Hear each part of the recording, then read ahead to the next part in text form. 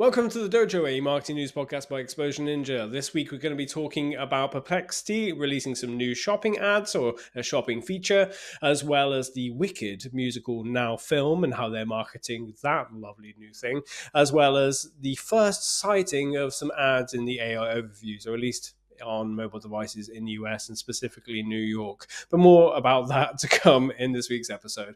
Let's get into it. Okay, so Tim, what's your headline for this week and your story too, please? My headline is Perplexity wants AI to do your shopping for you. So we need to talk about exactly what this means for retailers. Okay, for anyone who's not using Perplexity yet, Tim, could you very briefly just explain what Perplexity is?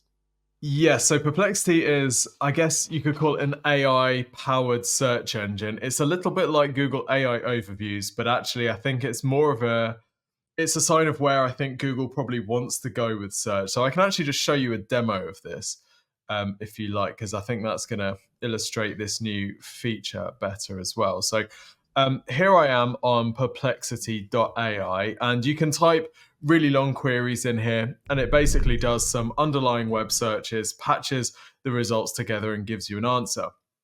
Now, the thing that's really interesting this week is they've announced shopping functionality. So I'm just going to show you how it works. So the prompt I've put in is, I really like the idea of AirPods Max, but are there any alternatives that have better sound quality? So this is quite a compound search because we've got like AirPods Max, alternatives, better sound quality. It's an interesting one. So you have to be on Pro Perplexity user, and you have to be in the US. So I'm on a US VPN here. And off we go. So we can see what's happening is Perplexity is running a bunch of searches in the background. So alternatives to AirPods Max was one of them. Better sound quality. Headphones, better sound quality than AirPods Max was another one. It then reads some of the web results and then sort of compiles this into an answer. So for those who are listening who can't see this, we've then got the answer that it's produced, and it's given us a comparison table with a few different products, different types of headphones. And then underneath, it's got the related product section. So this is the new bit that Perplexity has just announced at the time of making this yesterday. So it's pretty cool. Like, it looks quite cool because you can see different products. You can see their review ratings. You can see it's kind of taken some information about those products from different reviews and the things that people talk about. And it's given you a kind of summary about how they work.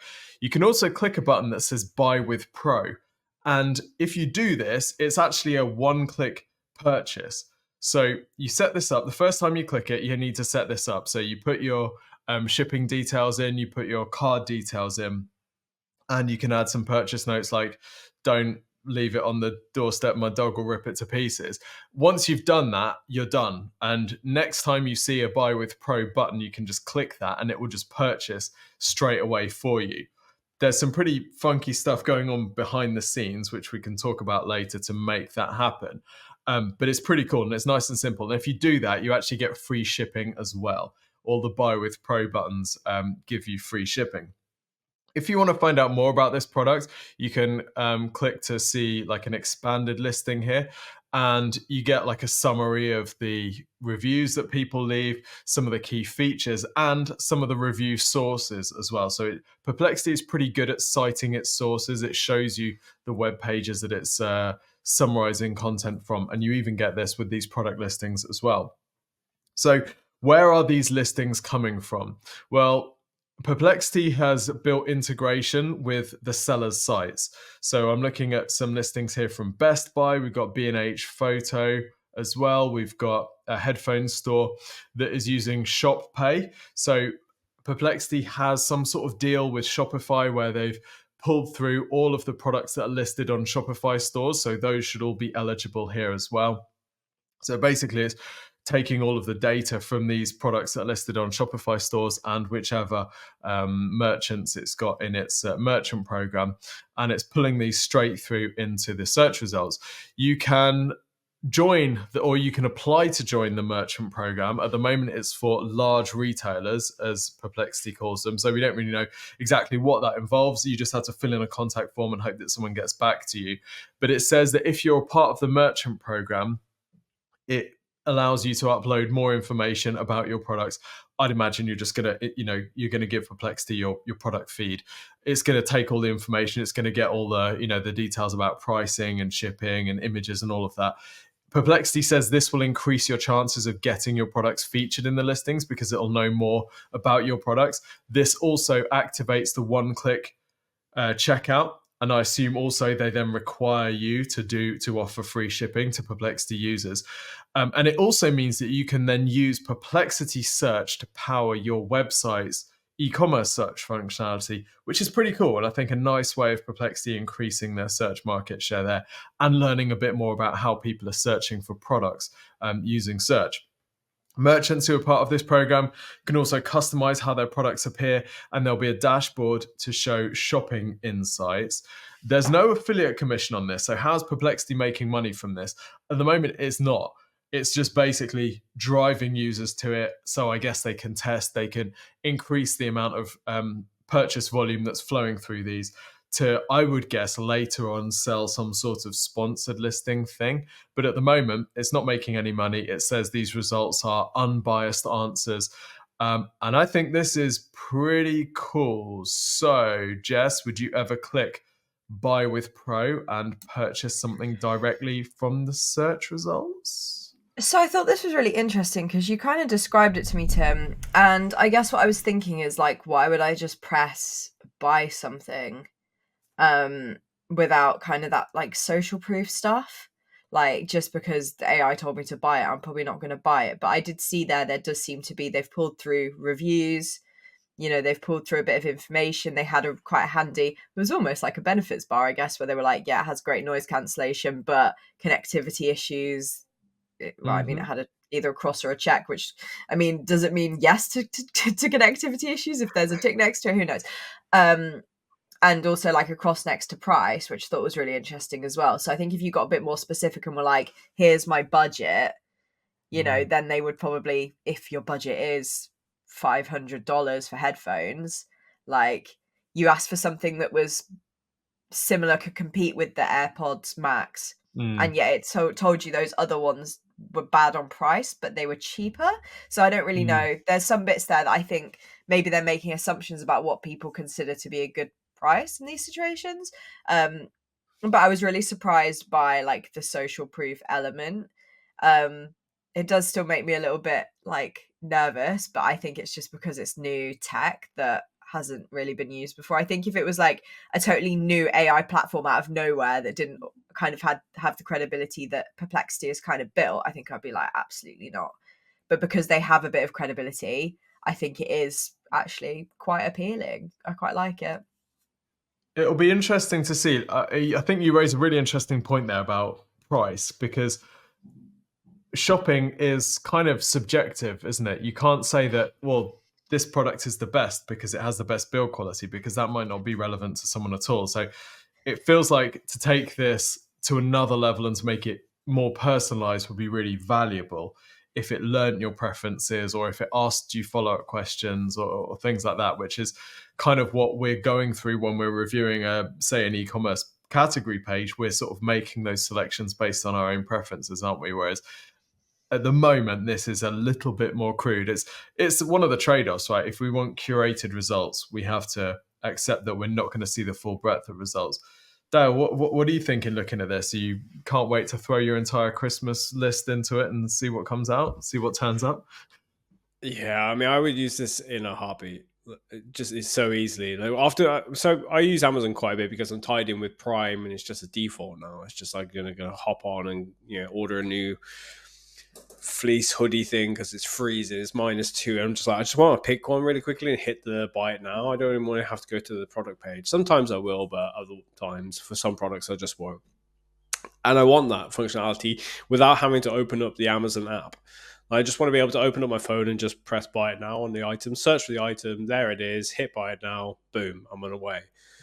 And that's why I think this is amazing because it's pretty much doing a lot of that, and it'll work really, really well for some products. I think there'll still be a period or a certain category of products that will still require people to do that deep dive, the middle of funnel stuff, the comparisons. They'll want to, the audio files, for example, they'll not trust just off, the search results, which headphones to buy, because they want to dig in and they want to be like, okay, it's got these tweeters, these woofers, whatever. It does blah, blah, blah, blah, blah. There's this much loss, FLAC, or blah, blah, blah, blah, blah, blah, blah, blah, blah, blah. They're going to want to still do the deep dive. But for the majority of people, if I ask my partner to go buy some headphones, she'll open it up and she'll press buy now next to the one with the most ticks. It will literally be that simple. And I think 80% of the population will probably do the same when it comes to headphones. Very few people really deep dive into that. So I can really, really see the appeal. But from a publisher point of view, I'm terrified because this is just more of the funnel getting absorbed into the immediate search results. So we're talking, all three of us, we've talked about top of funnel getting absorbed more by AI overviews, and then recent developments with shopping and how that's Google shopping product pages, how that's very much like a category page, becoming more like that. It's slowly going to start to take more middle of funnel commercial searches as well. And I think we all said the same thing. Marketing and search marketing is very much going to be about how you position your brand across the internet and not necessarily just across search. Like, how can you influence people talking about your headphones in all these different places? So on one hand, from a consumer point of view, love it. From a business and distributor, reseller, whatever point of view, I have to rethink my SEO strategy. I have to rethink my digital strategy, general marketing strategy. Yeah, you kind of want it to be that when you come up in those search results, people already kind of know who you are. So like when you open those results, Tim, I saw Bose and Sony and were like, they're two brand names that I trust immediately.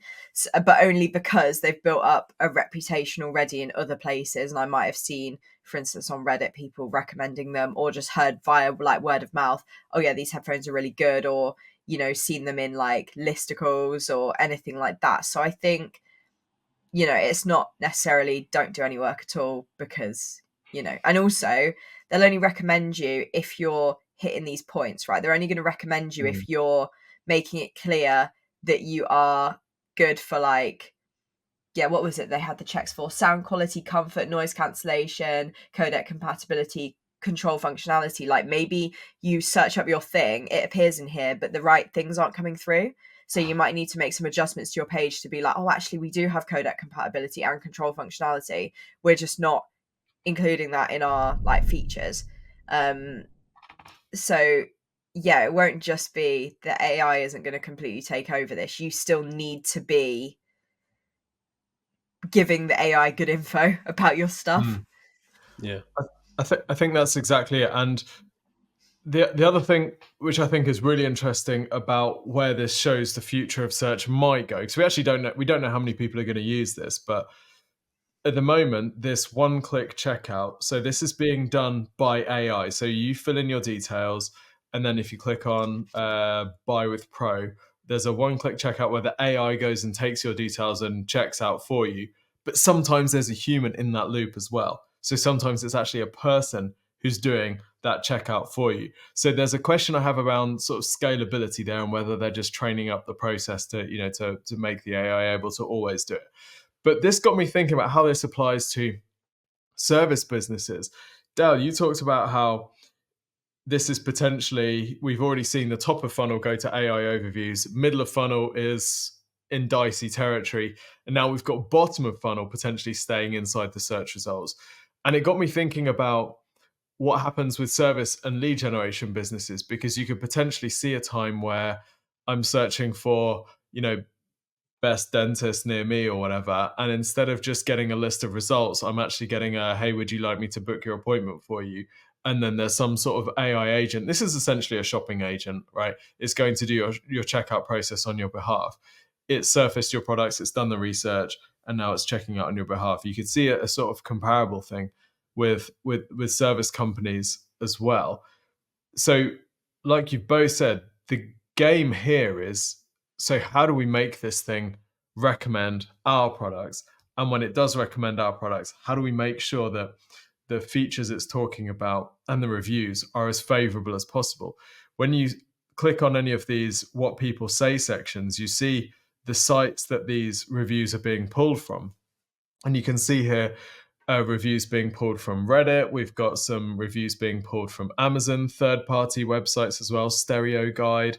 So you can see how SEO is going to have to evolve. And we've been talking about this with Search Plus marketing, how SEO for 2025 and beyond isn't just about getting ranked on the search engine. It's about shaping the narrative about your products and services across the internet, knowing that it's not only humans that are going to be reviewing search results and web content, it's also going to be AIs that are going to be reviewing search results and web content. So we need to make sure our content is optimized, not just for the humans, but also for the AIs, and that we're getting our products and our business talked about in as many areas as possible.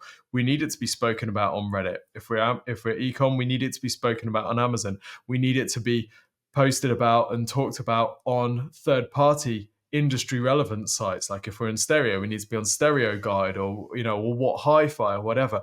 We need to make sure we're doing the digital PR to get ourselves featured across the internet, so that when these tools are going out looking for information, all the sites that they're feeding from, oh yeah, it's this product that keeps coming up over and over again, talking about these great features. So I think this just sort of blows the sides off SEO and content marketing and actually makes it way bigger, more infinite, and probably, unfortunately for many marketers, a lot more work. And I wonder if we'll see some businesses just like, it's almost like not even going to be able to compete against this, are they? Because if you're going up against Bose or Sony, like how does a small business, how does an independent retailer come up against this? They just need to do so much digital PR to be one of these 5 featured products. It's going to be quite amazing to see how smaller companies and smaller businesses are going to adapt, I think. Yeah, I think on that point, earlier in the year I raised the suggestion that the outcome of all of this is a lot more PPC spend. So, for example, if you are scrolling through Reddit and you're looking through the article that's linked to about the best headphones, Reddit, after 2 or 3 comments, will display an ad on mobile, which has just been introduced this last couple of weeks.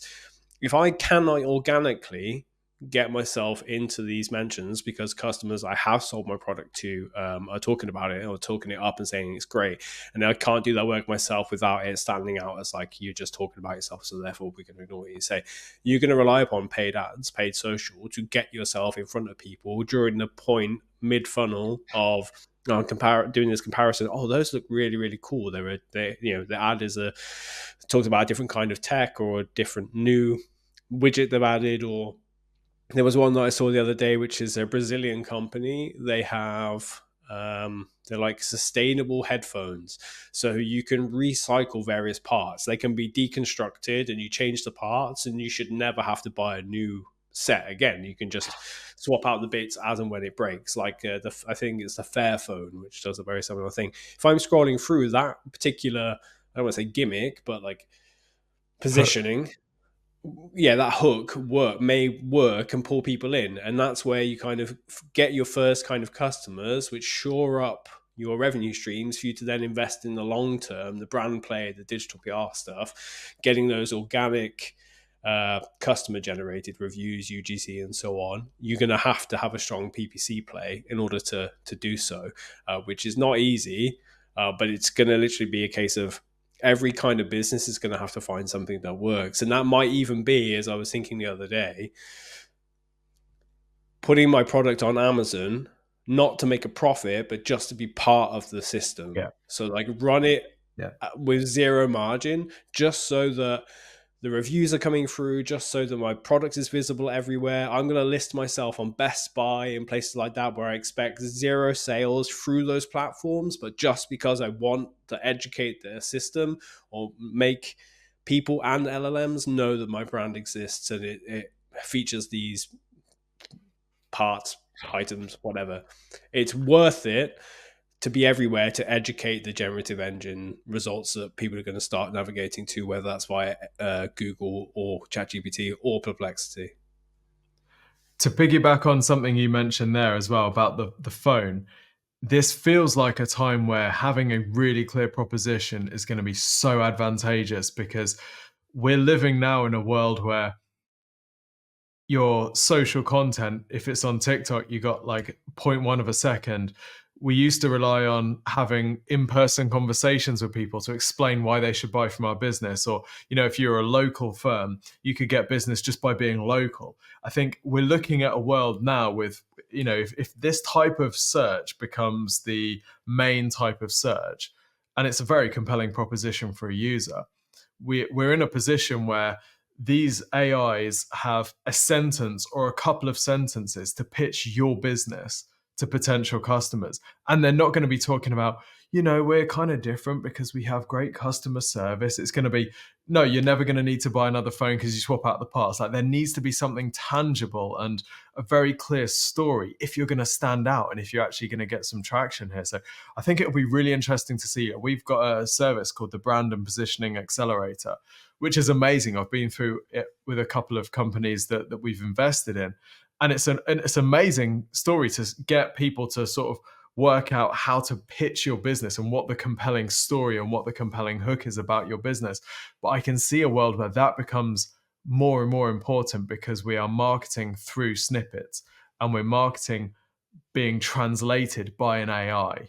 So we're not even using our own copy necessarily. It's a profound shift, isn't it? And I think it's really difficult to see the end point of this, because there are so many second, third, fourth order consequences. I actually got a story this week that relates to this about ads appearing in some of these places, but I think maybe we need it's not an amuse-bouche, but something slightly similar. I can't even say the words. Is that the way you say it? I don't know. Never had one. I think it is, yeah. Oh, Yeah. sick. That was amazing. Great. Well done, me. Pat on the back. Look at you. Jess, perhaps you'd like to take us through your story for this week. Pretty please.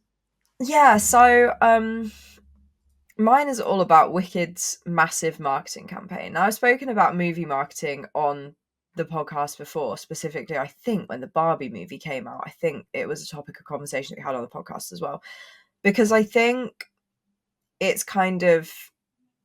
interesting for us marketers, and there are some lessons that you could potentially take away from it, even if it's not your industry. I think there's also maybe some lessons and mistakes that could be taken away from it. But it kind of got me, the whole Wicked situation. I'll explain more about what Wicked is in a minute. It got me thinking of, is there such a thing as too much marketing? And I would say I don't think so, but some of the balls that have been dropped with the Wicked marketing in terms of mistakes that have been made and stuff could cause an issue if it's one marketing team trying to manage brand safety. I think this can get quite intense. The other problem that's kind of been a topic of conversation in my house is that with this much hype and this many, I call it marketing, but actually it's products. It's a lot of products related to this thing. But we're wondering, one, is the movie going to live up to the hype if there's Wicked products in every store everywhere? You've got Kellogg's Rice Krispie Wicked version. Like, it could build too much hype if the movie sucks. And also, they're obviously placing this around the holiday season where there's a lot of gift giving. If the movie sucks, which I'm hoping it won't, is a lot of good noises being made. But if it sucks, you have so much just stuff that's just about. Also, this has been a very long promotion cycle. Like, I've seen a lot of people saying the film has been promoting since before I was born. Like, I don't remember a time when I wasn't seeing promotions for Wicked. Now, I have to say it's out on Friday, so I can't speak for the box office just yet of what opening weekend is going to be like. Maybe Tim, next week we can just touch on it and have a little revisit. So kind of in a bit of an important context. So Wicked is a movie adaptation of a musical that's based on The Wizard of Oz. It's the Wicked Witch's story, if she was kind of the good person, I guess, or it's kind of just a different perspective. And what's really all that's important to know, well, the witchery is important to know, but also the fact that one character is pink and one character is green. And let me tell you, they're running with this. They're like, what can we change to be these colors? Anything that's within their reach. And I do want to give a quick shout out to a YouTuber called Pinely over on his channel Evil Pinely, because he collected together like the good, the odd, and the downright questionable like promos items that they've had. So I did watch that, and kind of, even though I'd seen a lot everywhere, it was good to just grab some extra things. So here's just some of the products that have come out. So glasses, like, you know, sunglasses and glasses that you would wear every day. Christmas decorations, shoes. Shark have done a green and a pink hairstyler for this. Suitcases, Crocs. Hilton's currently running special, very heavily designed hotel rooms with special suites, like, that are like very heavily designed. If you already know you're going to like the movie this much or really love the musical, you can pay for that. Lexus did some concept cars for this, which were very gaudy. Probably not the average person. They're kind of the more, like, I guess, more grown-up advert, like, products and stuff. Then for the younger audiences, they've done Lego sets, advent calendars, Squishmallows, Wicked Monopoly. They're doing a collaboration with Roblox. Roblox comes up a lot on this podcast when it comes to me, but they're kind of doing an in-world thing where you can watch the trailers and engage with it. They're doing dolls, like more basic stuff, which I'll come back to that in a minute. And then also like the high-level ones for collectors. But then also I kind of referred to, they're doing like Rice Krispie treats, like the drinks in the cinemas are being turned to green and pink. They're doing, Starbucks are doing a deal. Like, they did some mac and cheese as well, one that was green and one was that was pink, that looked absolutely hideous. And then they're doing like cupcake kits, cocktails, and it's all, a lot of it is official. It's official collaborations. And then I think the one that was really took the cake was they lit up the Arc de Triomphe in pink and green. Triomphe in pink and green. Like, they've also sent influencers to the Universal backlot for like a really like immersive experience where obviously you can take a lot of like great photos and just get involved. And like, if you go to an experience like this, you're going to be like, I want to post about it. They also, St Pancras, which is a huge train station in the UK in London, has a wicked Christmas tree, which is like the Emerald City Castle, where you can go and take pictures there and you can look inside it and see like the Munchkin Kingdom and all this stuff. Probably the most heinous one for me. Well, I don't mind. So Greenwich Market has changed to Greenwich Market and has had like a lot of set dressing, right? But I've also found out that they're putting signs up all around the, is it a city, a town, wherever it is. I know of it, but yeah, I haven't been. Anyway, they're putting signs up around the town that are like Wicked themed. So if you're coming here as like a tourist and English isn't your first language, you're going to be like, what do you mean the Emerald City is this way? And then, yeah, the most heinous one for me is Greenwich University has rebranded to the University of Greenwich. Like, you're telling me that these kids are paying $9,500 a year or whatever it is now for their university to be turned into an advert for a movie. Anyway, I'm probably getting a bit too passionate about that one. The one that I wanted to mention when I'm talking about mistakes as well is obviously some of the products are going to be a miss. For example, the mac and cheese that just looks gross.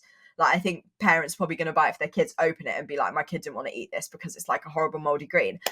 But in terms of quality control, Mattel released some Wicked dolls, and the website URL that was included on the back of the box was, I don't know if I should even say it, but they missed out on the movie part of Wicked Movie, and they just did wicked.com, which is a highly not safe for work website.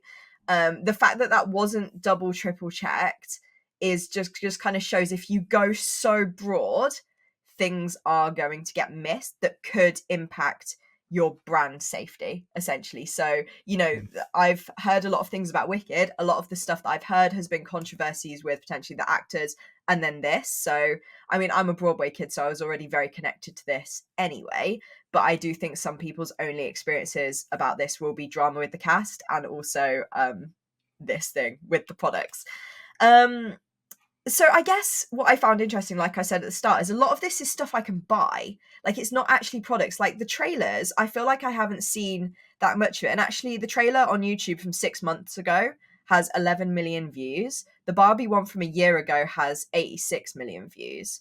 I have to say, Wicked are doing a lot of like micro trailers with individual characters and stuff, and like different songs that people will know from the musical. So yeah, it's very, very interesting. Barbie had a marketing budget of $150 million. I wouldn't be surprised if this is a lot more. Seeing people predicting that they're probably spending more on the marketing than they are on the movie. Last intriguing thing about this is that advertising it as the Wicked movie. It's actually part one of two, but they're doing quite a good job of hiding that, I feel, in the marketing, which is also an interesting move. There was one more thing as well. I keep saying one more thing and then something pops into my brain. Is there's been quite a lot of musical movies in the past couple of years that have not been advertised as musicals. The Mean Girls musical movie was advertised, pretty much no songs at all in the trailers. The new Joker movie is a musical, but they were like, oh, it's not a musical. The characters just express themselves through song. And I'm like, what do you think a musical is? So this one is advertising itself as a musical, which I think is a really good move. I think people would be quite frustrated if they went to see a Wizard of Oz prequel and then there was like a lot of singing when they didn't expect it to be a musical.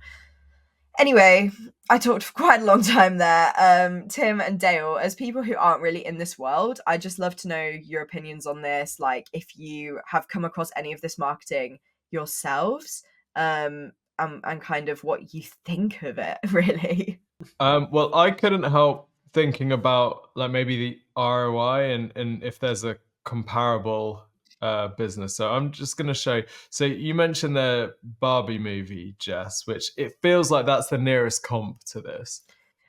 Absolutely. Because it was like super broad. So, okay, on Google Trends, the blue line is the Barbie movie. So we can see that the Barbie movie's popularity just exploded almost out of nowhere over the course of maybe 2 months, from May to July in 2023. The Wicked movie, on the other hand, has, I guess you'd say that was like a trickle. It's like the lump on the shoulder of the Barbie movie, nowhere near as much attention. To me, as an outsider to all of this stuff, it feels like Barbie was like a new playbook of mass collaboration, huge, widespread collaborations that you'd never have expected to see. And then this is kind of like, oh yeah, no, they're doing that Barbie thing again. Cute. But I don't get anywhere near as sort of impressed and mind blown because that cast has already been set. And I mean, the search volume is just, that's savage, isn't it? I hope it does better than it looks like it's going to do, because Google Trends would say this thing's bombing, but hey, who knows? I mean, Barbie had a little bump and then shot up, so I wonder if that was when the movie actually came out. So I'd be intrigued kind of to maybe revisit this briefly in the next podcast, Tim, to see. So if I've almost come at it a week early. But I think, yeah, after seeing the arc today, I was like, oh my goodness, this is getting a little bit out of hand. I guess my main thing is with Barbie, a lot of the collaborations, I was like, I see the connection. I see the connection with this product. And there was a lot that wasn't, for instance. But even then, like, if you see, okay, popcorn, there was a popcorn that was pink or whatever, and they, you're taking a popcorn to the cinema. So it kind of makes sense. You're not taking your mac and cheese to the cinema. And they are not, as far as I remember, eating mac and cheese in Wicked. So it does feel a little bit, I guess, disjointed in terms of, are they just jumping onto every single possible thing that they can? But is this going to pay dividends for them? Because in my mind, Wicked's in my opinion, one of the most popular musicals out there, most well known. So in my mind, I'm like, well, of course this movie's going to do well and doesn't need all this promo. Whereas it probably actually does. And a lot of people maybe don't even know what it is or where it's come from or, what the story is or any of this stuff. So they are having to do the extra footwork in a way maybe different to the Barbie movie. But yeah, it's interesting. Dale? I've just been doing some quick Google Trends checks and that. Tim, I don't know if you can add in like the Wonka movie as a possible comparison. So I really haven't heard anything about this movie. The first thing I heard about it was literally in the last 24, 48 hours. And I saw I saw something on the Lego website about some Wicked sets. And I was like, okay. I was shopping for my daughter and very quickly was like, okay, it's coming to Christmas. Which sets should I be considering? And I saw the Wicked stuff in there. I was like, oh, Wicked, that's weird. It's not entirely expected. And then literally like a few hours later, I saw on LinkedIn somebody sharing that Arc de Triomphe picture or video about, it's all lit up in colors.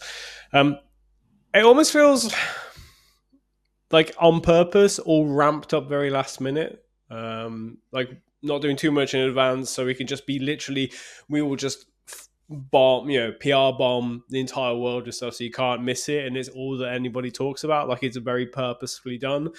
But the other part of me wonders, having looked at the director's previous work, whether this is a rescue opportunity or a rescue effort, because I looked at some of their own stuff and they don't tend to make a profit off their films.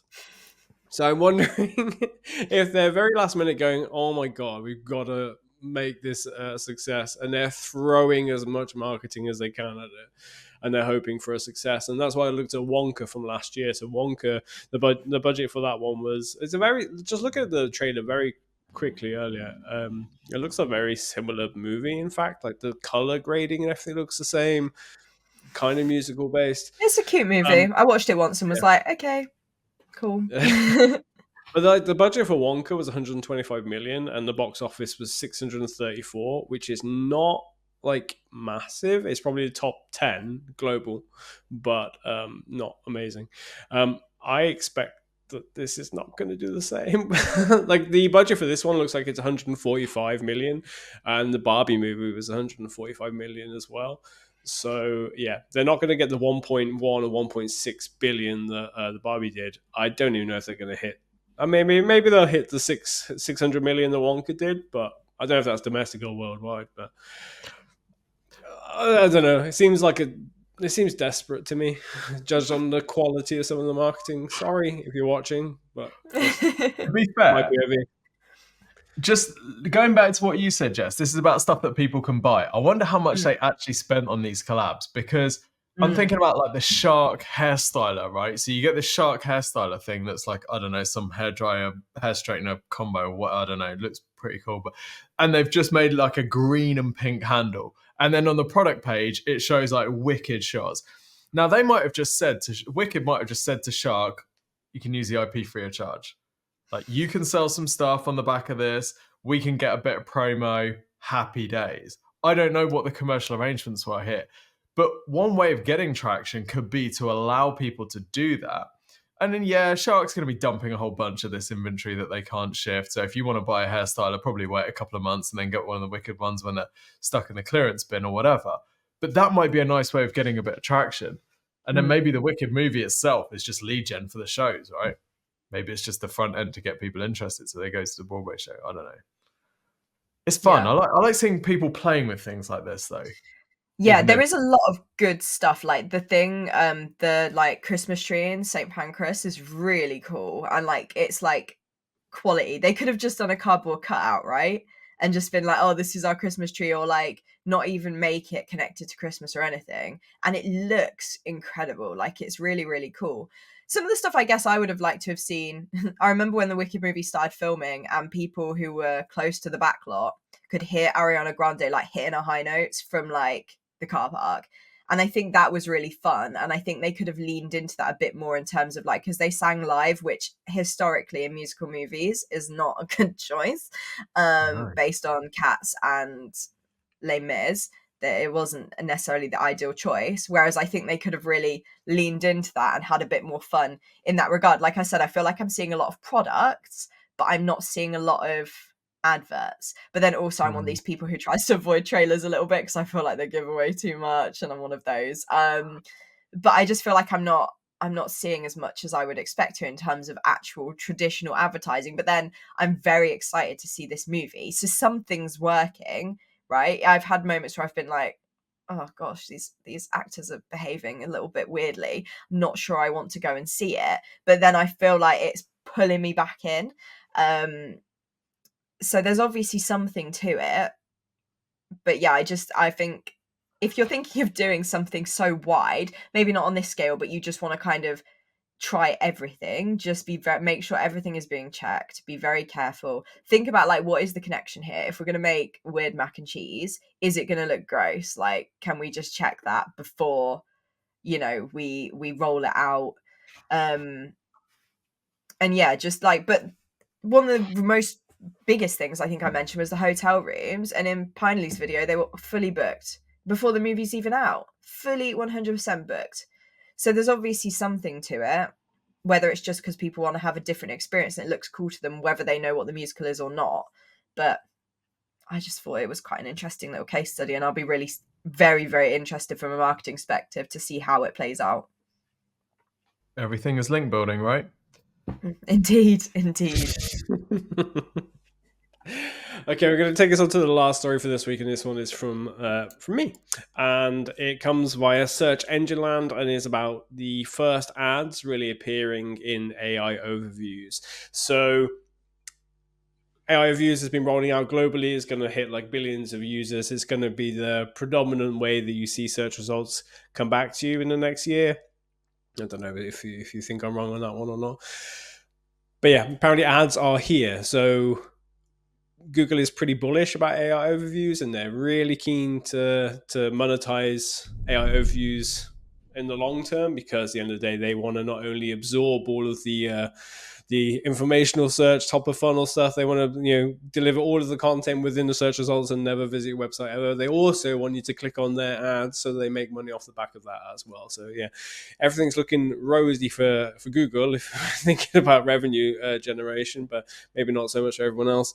So yeah, the first ads are starting to appear, and the first person to take a screenshot of them at least is James F. Gibbons. He's an advertiser from New York, and was shown a couple of ads when scrolling through on their mobile device, and they pretty much just come up immediately after the AI overview, and they're image heavy as well. I say not image heavy, they don't have loads of images, but there's like an image present there, and it's just bam, right in your face. So a couple of lessons from this one: ads are coming.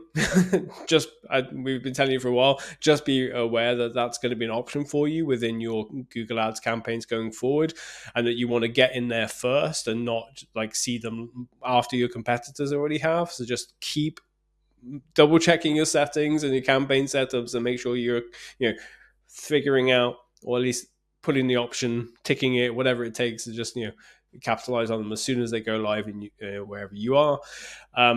And the second thing really is, this is the long term. Every generative ad platform generative engine is going to have ads inside of it. So you are going to have an option or a way of getting into search results, even if you can't do it organically. You will have an option to do that, but prepare yourself. Ads are coming. They're going to impact the organic that you thought you might get from AI overviews as well. So you're working hard to appear in them. Fabulous. You want to be in those organic positions. You'll have the backup option of paying for that position as well, just underneath. But you also will now be competing against other types of links as well as organic. Like before, imagine when ads were first added to like the classic 10 blue links. This is the same kind of thing happening. So yeah, that's the news from this week. Ads are not coming. They're here. I'm surprised we haven't. Yeah, I'm surprised we haven't seen more of these. I think Google announced in their latest earnings that they were rolling them out on mobile in the US. And I was expecting that was going to be like a big bang, like they're everywhere. But I think you're right, though, and it's pretty big. So it looks like the search from this screenshot must have been something like how to get to Zermatt or something like that in Switzerland, from Visp to Zermatt. And the AI overview, we can only see a truncated part of it, but it's talking about different ways of making that journey. Then there are some links to websites which give information about that. And then the sponsored ads, or the sponsored little cards there, are rail tickets, train tickets from Visp to Zermatt. And I think this is exactly what we expected, with top of funnel and mid funnel content in the AI overviews, and then bottom of funnel, the CTA actually being provided by ads. So it's almost like a publisher's worst nightmare in that you'd hope that you would be getting the traffic coming onto your website from the top and middle of funnel, and then you could convert them in a CTA on your website, whereas Google's taking all of the information, the top of funnel, middle of funnel information from your site, and then running its own CTAs, which, by the way, you have to pay to be involved with in the search results. So, I mean, sad times. The other thing that my concern was that we don't know the click-through rate on organic results from AI overviews. And I don't know if you remember, when they launched AI overviews in the UK, they switched up the layout so that on desktop you had the AI overview on the left, and then you had 3 website cards on the right. And I thought the reason that they'll be doing that is because it's easier to add a sponsored card to the top of that list. Right, that's a format that they know how to do. That's like, you know, the ads at the top of search results, right? You just own one of those, and you can pay to sponsor that. The format of these ads is completely different to how the organic links are presented. So there's no room for mistaking them, which makes me think that firstly, Google is going to be disincentivized to send you through to the organic links because it actually wants you to stay on the page so you click on an ad. And then secondly, if those organic links had really strong click-through rate, they'd be mixing up the ads inside those. The fact that they're not tells me the click-through rate probably isn't anywhere near as high as it was in regular search results.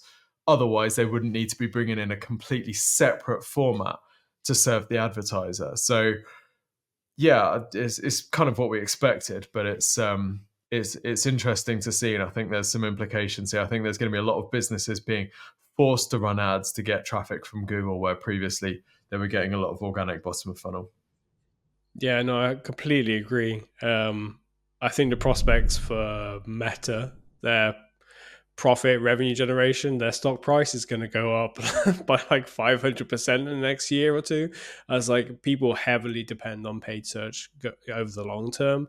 But I'm also thinking the media lessons we can take from some of this is that when people are scrolling through that travel result, they're going to get served a couple of informational websites, maybe some travel blogs and things, but they are still probably going to get suggested, you know, Booking.com's content. They're going to get suggested Expedia and so on. So there will still be an SEO play for all these businesses, absolutely. And you can do it, you know, using whatever method of content generation you prefer. That's not going to get you the ban hammer. But there's still going to be a strong brand play in there. So when I do search for something and I see the Skyscanner website, I'm going to go, oh, Skyscanner. I like Skyscanner. I'll click on Skyscanner. Like, because it's just, well, it just happens to be headquartered here in Edinburgh. So I know like a lot. But it's still going to be a play. But even for the ads underneath, so I was thinking, if I'm having to pay more in 2025 for my ad budget to appear as a PPC suggestion beneath the AI overview, I then need to make sure that the rest of my funnel is incredible so that if I do have to pay for that click, that I'm retaining the heck out of them and keeping them on the site for as long as I can and just get them into my funnel. If I have to remarket them through like PPC and get them onto the site again in the future, then that's a cost I'm going to have to cover and adjust budgets accordingly. But I should do whatever I can to make sure that this one-shot opportunity I have of keeping that person inside my ecosystem, I use it well through some kind of offering. Either that's the value of the content you've created or some additional value add, like, I don't know, downloadable newsletter, video content, whatever it is that suits your business, that captures people and makes the next, well, not only hopefully keeps them to complete the funnel with you, but if it doesn't, the next time they're booking their vacation in the future, they think back to how you helped them, very much like SEO now. I learned how to book my flight, what I should take, which parts I should go to of Thailand through this website. I'm going to visit that website next time around for that search. So still massive brand play, still huge SEO opportunity, if not more so, because now you've got generative engine optimization to consider too. But don't throw that opportunity away if you are having to increase your ad spend in 2025 by letting people just visit your website and then disappear and never return. Like, you've got to capture them. Your CRO needs to be incredible because it may be the only chance you have to capture that person this year. They might not come back until vacation time next year or whatever service that you sell or products you're offering. Yeah, I think it would be so very, very annoying if you were to click on one of these sponsored ads that says like, this example is Visp to Zermatt, and then you get on the website and it's just a normal landing page. Like, it almost feels like it needs to be populating, because as you're going to get there and be like, oh, I've got to do this now, which sounds really silly, but I hate when I click on an ad. Like, I see this all the time on Instagram, especially the ones that are like for Etsy or something, and I'll click on a product, it'll be like 4 products, and I click on it, it doesn't take me to that product, it just takes me to other suggestions or just Etsy, and it's very, very annoying. So I think, if these things, if you are going to be running ads that are this specific, you need to make sure that the landing pages that people are coming to either auto-populate or are specifically about, like, for instance, this example is these train routes, maybe have landing pages specifically for a bunch of really popular train routes, but people are going to be getting more and more specific. So you're going to have to be aware of that as well. So I think there's going to need to be some AI technology involved in other ways on your end, I think. Yeah, it's absolutely fascinating. I think at the start of this year, after like doing a year of talking about AI, we thought, okay, there's lots of opportunities. We use AI to help us, and there was a lot of talk about marketers will have less to do because AI will do so much of it. I feel completely the opposite way now. I'm like, my job is so much bigger and more complex than I ever dreamed was imaginable beforehand. Like, AI will help me, absolutely, but help me to do stuff so I can deal with the greater, more larger complication of trying to market every bloody where now versus just a few channels beforehand. I could before dedicate myself 80% of my budget and my resources to one channel, others are supplementary, they support the main channel. No, from now on, you've got to be in like 20 different platforms because you're educating the AI to know that about your brand. And then I've got to do way more work with CRO than I ever used to do before, because I need to capture whoever comes through when these 3 little grains of sand come through. I've got to capture it and make sure I don't let go of it. There's so much more work to do. So you're better off just outsourcing what you can to an agency like Exposure Ninja. And if you are kind of interested in how we can help you can go to exposureninja.com/review, request a free website marketing review. And if we can spot some opportunities to improve your immediate fortunes, we'll do so. But we also look at the long term as well. We can help you with your SEO plans, as well as your GEO plans, your generative engine optimization work too. That's exposureninja.com/review. Very exciting future, but gosh, there's a lot of work to be done. It's a good job we've got these AI tools to help us plan our content, because now we have to not just optimize our page titles and meta descriptions, we have to shape the entire world's opinion of our brand on every single website and forum and social media platform. And then when someone searches for our brand, we've got to buy that traffic. Great. Yep, spot on. You got to pay for the stuff that you should be getting for free. Anyway, let's turn one of these stories into some marketing tasks for our marketing friends to go away with and do today. Which story would you like to pick? I think all 3 are pretty good, if I do say so myself. Well, okay, let's take the Perplexity one, because I think there's a lot of lessons around coverage and stuff that we can take from there. So Jess, if that's okay, I can come to you first with the question, which is, which marketing task can we take from Tim's story about Perplexity shopping ads? I think the main thing is to make sure that all your benefits and features are clearly listed on your product pages, so that if the AI is looking for these kind of benefits and features, it can easily grab them. And it's fine for your features to be like underneath a little, like further down the page if you want to focus on your benefits, which is normally the thing that we would suggest.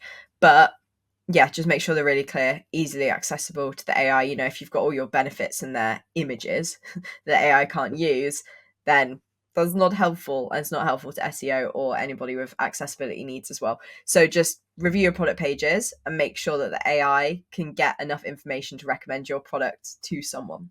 I think that's really important. And Tim, which task would you set for business owners to start working on after your story? Well, I would say that in the world of AI and marketing, we've gone from 2022 was about, wow, this thing could be cool. 2023 was, oh, it looks like a lot of stuff is coming down the pike. And then 2024 into 25 is about this stuff is actually out there. and it's like people are using it and it's doing stuff. Like we're seeing referral traffic from Perplexity, we're seeing referral traffic from ChatGPT. So I think the business owner takeaway for me is we're actually seeing search and digital marketing change right in front of our eyes. And this isn't like oh yeah, we're just going to keep an eye on stuff. Like this is actually happening right now. And I think this is a business owner thing to be aware of, because not only is this a marketing piece, this is also your team piece. Because for every, I was looking at the asset list for a business that we were looking at acquiring, and I needed to find the price on, 40 different business assets, including a bunch of old vehicles, a bunch of office equipment, all this stuff. I threw the whole thing in Perplexity and it gave me an answer in 2 minutes. Like that would have been 2 hours work for someone. So I think this is just like, you need to be playing with these tools and seeing how they're evolving, because they are getting better. And if you've heard of Perplexity and you tried it last year, well, you need to do it again because it's completely different. And I think the same goes for all of these tools. So if you're not spending decent time playing with AI tools to see not only the impact on marketing, but on the impact on business, you really need to be doing that, because stuff is changing and it is real. I love that. Right, that's it for us this week. Next week's going to be a slight change of host, so I won't be here, but the wonderful Charlie March and the CEO of Exposure Ninja will be. And then it'll also be Jess's final podcast of the year as well, as we will unfortunately be bidding Jess farewell, but good luck in a fantastic new role that Jess is heading away to. So you won't want to miss next week's episode. If you want to listen back to all the episodes we've done so far, you can go to exposureninja.com/podcast, as well as whilst you're there requesting that free review if you haven't already. It's been fun. I'll see you all the week after next, maybe. Take care. Bye.